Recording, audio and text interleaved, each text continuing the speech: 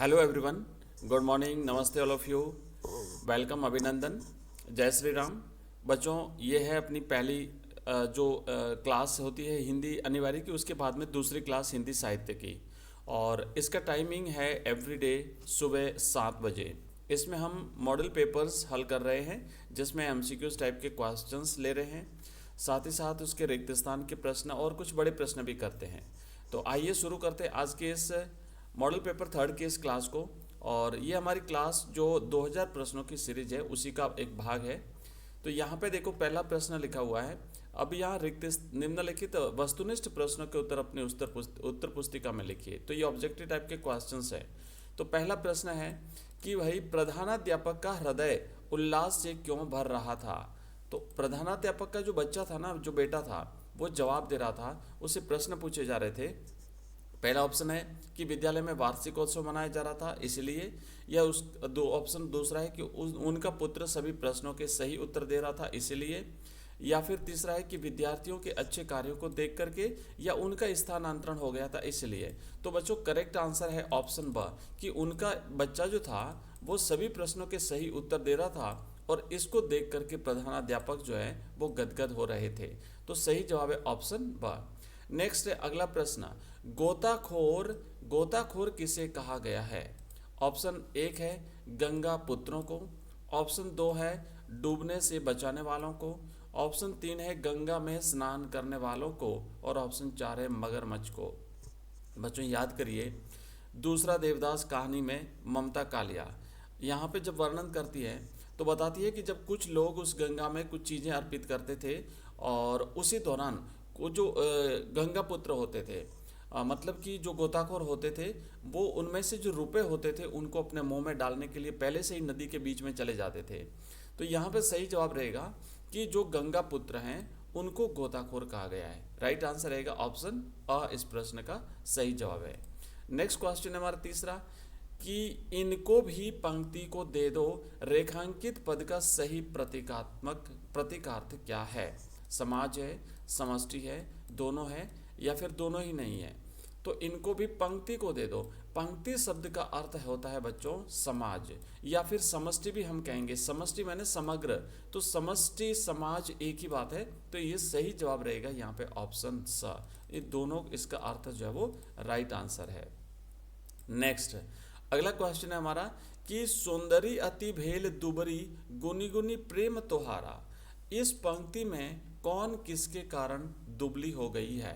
राधा कृष्ण के कारण, लिखमा शिव सिंह के कारण, नायिका नायक के कारण, या फिर विद्यापति के कारण।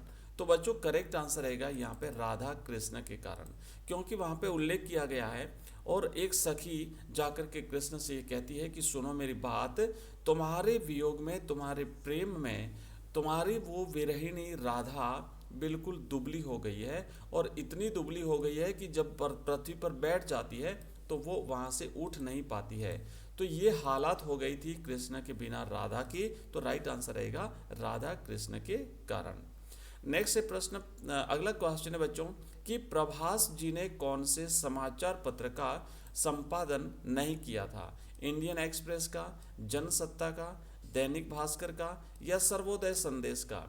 तो बच्चों प्रभास जी ने दैनिक भास्कर समाचार पत्र का संपादन नहीं किया था, बाकी तो इन सभी समाचार पत्रों का संपादन किया था।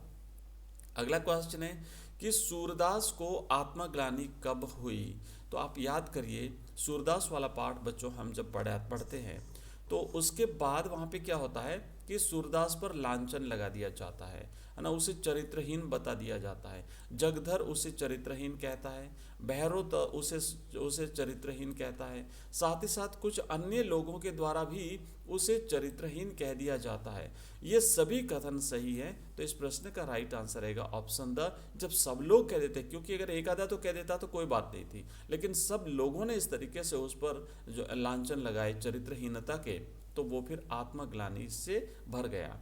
अगला प्रश्न है नेक्स्ट, कि गांव शहर की तरह सुविधा युक्त नहीं होते तो फिर किस पर निर्भर रहते हैं। बच्चों बिस्कोहर की माटी, जो गांव है, विश्वनाथ ने इसका यहाँ पे जो वर्णन किया है। तो वो बताते हैं कि गाँव में शहरों जैसी सुविधाएं नहीं होती, फिर भी गांव अपना काम कर लेते हैं, अपना काम चला लेते हैं। कैसे, किस पर निर्भर रहते हैं? खेती पर निर्भर रहते हैं, उद्योगों पर निर्भर रहते हैं, प्रकृति पर निर्भर रहते हैं, या फिर शहर पर निर्भर रहते हैं? तो भाई शहर पर निर्भर नहीं रहते, बल्कि ये गांव जो होते हैं ये प्रकृति पर निर्भर रहते हैं। तो सही उत्तर रहेगा ऑप्शन स इसका, कि वो हर काम, जैसे दवाई अगर लेनी है तो वो पेड़ पौधों जड़ी बूटियों से अपना काम चला लेते हैं।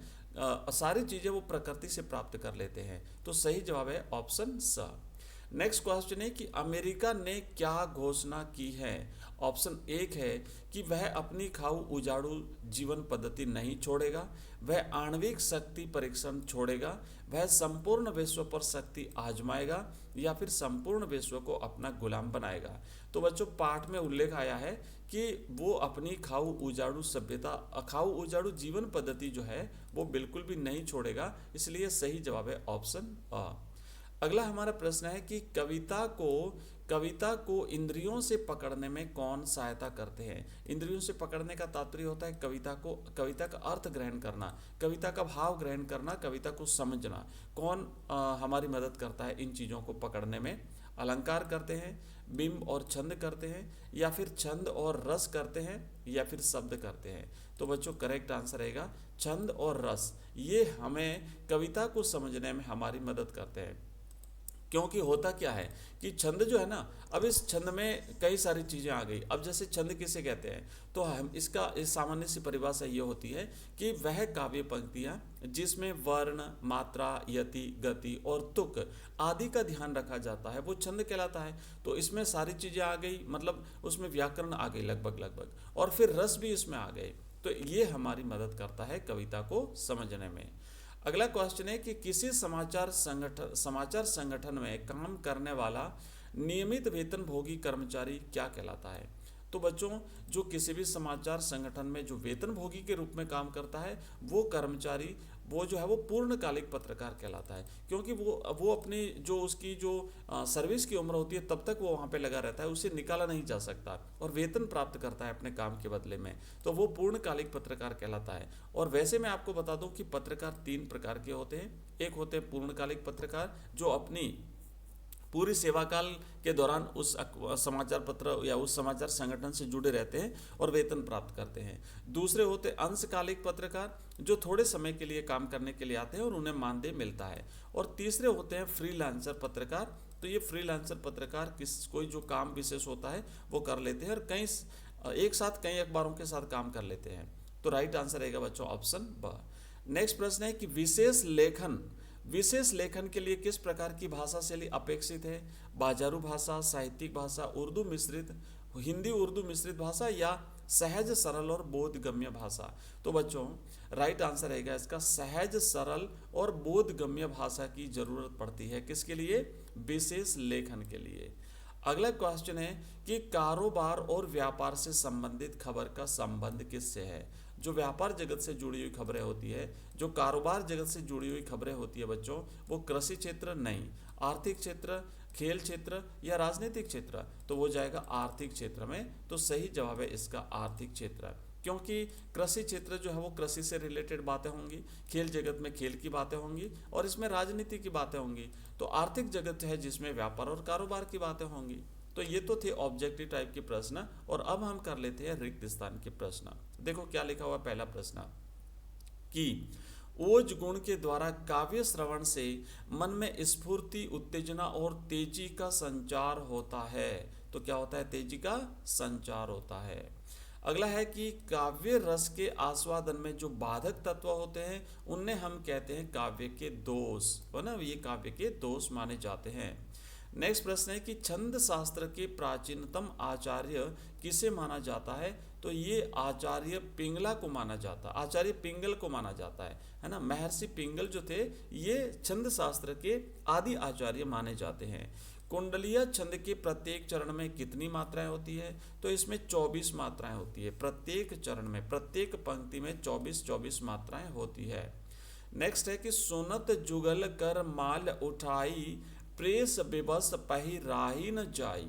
इस पंक्ति में अलंकार कौन सा है? इसमें भाई विशेषोक्ति अलंकार है। विशेषोक्ति के द्वारा जब कथन किया जाता है तो विशेषोक्ति अलंकार। और ये क्वेश्चन है कि जो रहीम ओछो बढ़े तो अति इतराए, प्यादे ते फर्जी भयो टेढ़ो टेढ़ो जाए, ये पंक्ति में अलंकार कौन सा है? तो इसमें दृष्टांत अलंकार है। अब देखो, इसको हमने पहले भी किया था एक क्लास में और अच्छी तरह से समझ चुके हैं। दृष्टांत अलंकार होता क्या है कि जब किसी एक बात को समझाना हो तो उसके लिए दूसरा एक दृष्टांत पेश किया जाता है, वो दृष्टांत अलंकार होता है। तो ये थी बच्चों अपनी आज की क्लास। आपको कैसी लगी ये क्लास मुझे कमेंट बॉक्स में कमेंट करके ज़रूर बताइएगा। ये पीडीएफ आपको व्हाट्सएप और टेलीग्राम चैनल में मिल जाएगी, आप ज्वाइन कर लीजिए। लिंक इस वीडियो के डिस्क्रिप्शन में दिया हुआ है, या फिर एक नंबर नोट कर लीजिए, नंबर है 9079622989। इस नंबर पे आप मैसेज करेंगे तो आपको हमारे जितने भी लिंक है वो मिल जाएंगे, जैसे व्हाट्सएप का लिंक, टेलीग्राम का लिंक, और साथ ही साथ ऐप का लिंक, वेबसाइट का लिंक, कोर्सेज का लिंक, प्लेलिस्ट का लिंक।